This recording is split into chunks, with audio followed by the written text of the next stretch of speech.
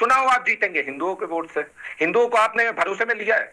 एक हिंदू बता दीजिए जिसके लिए आपने कुछ काम किया हो। कोई काम नहीं किया हो। यहाँ तक कि जो गांधी आप लिख के घूम रहे हो वो भी नकली है। यूनिवर्सिटी का ज्ञान लेते हैं और कहते हैं कि गांधी हमने उधार लिया है। अरे किस यूनिवर्सिटी में पढ़े हो यार?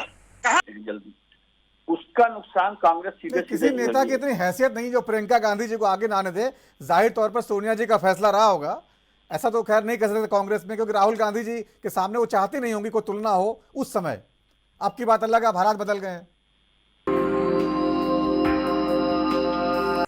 ठीक है तपोज पाल जी, आप ढंग से बोल नहीं पाए, पूरा जवाब दीजिए, पूरा समय लेके। आप बैकफुट पे क्यों हैं? कांग्रेस के लिए मैं बता रहा हूं, आप बैकफुट पे क्यों हैं? चुनाव आप जीतेंगे हिंदुओं के वोट से। हिंदुओं को आपने भरोसे में लिया है। एक हिंदू बता दीजिए जिसके लिए आपने कुछ काम किया हो। कोई काम नहीं किया हो। यहाँ तक कि जो गांधी आप लिख के घूम रहे हो वो भी नकली है। वो भी गांधी आपके किराए का लिया हुआ है।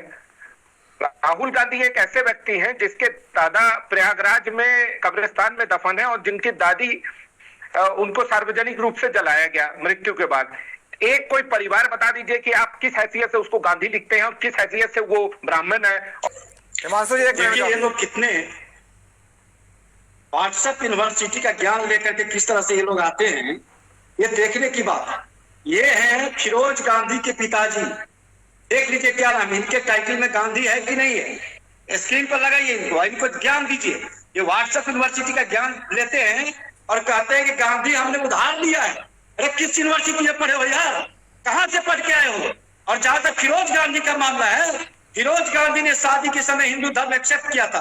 वो पारसी थे, वो मुस्लिम नहीं थे। क्यों दफनाया हुआ है? वही तो मैं पूछ रहा हूँ। सुनो चुप, उसको क्यों दफनाया हुआ? आदमी कहीं का क्या हिंदुओं को? अरे मैं बोलता हूँ उसके बारे में बोलता हूँ। सुन लो सुनो, नवीन पंडित इनको चुप करिए, इनको चुप करिए, मैं जवाब देता हूँ। दूंगा भी आपको बोलने का। बकचोदी मत करो, बकचोदी।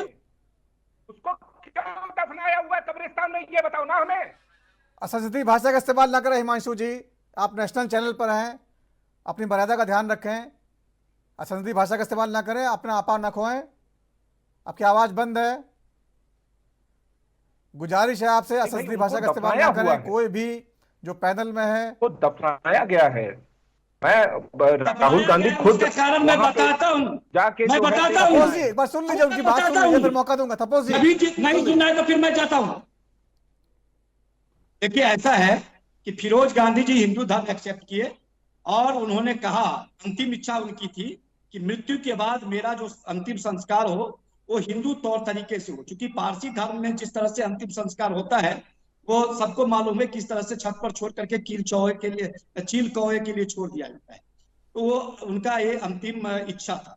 तो लेकिन श्रीमती गांधी ने उन्हें दोनों तरह से दोनों धर्म के अनुसार अंतिम संस्कार करने का काम किया। उनका दाह संस्कार भी हुआ और दाह संस्कार के बाद जो अस्थियां थी उसमें से आधी अस्थियों को वहां इलाहाबाद में प्रयागराज में प्रवाहित कर दिया गया संगम में, और जो आधी अस्थियां थी वहां के कब्रिस्तान में, जो पारसी का कब्रिस्तान था, उसमें दफन कर दिया गया। अब बताइए किस तरह से मैनिपुलेट करके बात करते हैं। इस तरह के कब्र का पढ़ लिया कीजिए, जानकारी को दुरुस्त कीजिए, तब किसी पर आरोप लगाया कीजिए। फरदून गांधी कौन थे? फिरोज गांधी के पिता थे। यदि गांधी टाइटल उनका है तो वो कहां से उधार ले लिए जो फिरोज गांधी को मिल गया? उनके पिता का नाम तो फरदून गांधी था। इसको धर्म के चश्मे से देखना कहीं भी जायज नहीं। ठीक है अमिताभ कुमार जी, कुछ कहना चाहते थे आप? नहीं, ये नाम को लेकर के जो बातें चल रही है ना, दरअसल वो पारसी थे और ग नहीं घ शब्द इस्तेमाल होता है। गांधी ग का बजाय घ शब्द गांधी टाइटल था, जिसको बाद में बदल के गांधी किया गया था। तो इसको लेकर प्रपंच करने का कोई मतलब नहीं है। उस समय की चीजें थी, लोगों ने अपने हिसाब से बदला। अभी प्रियंका गांधी के बेटे को भी जो है उनको भी टाइटल दिया गया है गांधी। तो ठीक है, उनका अपना पसंद है, वो अपना बदल रहे हैं, उनको राजनीतिक भविष्य जिसमें नजर आ रहा कर रहा है। तो इसको लेकर के मुझे नहीं लगता कि कोई प्रपंच करने की जरूरत है। ठीक है अमिताभ कुमार जी, बड़ा सवाल आपसे पूछना चाह रहा था।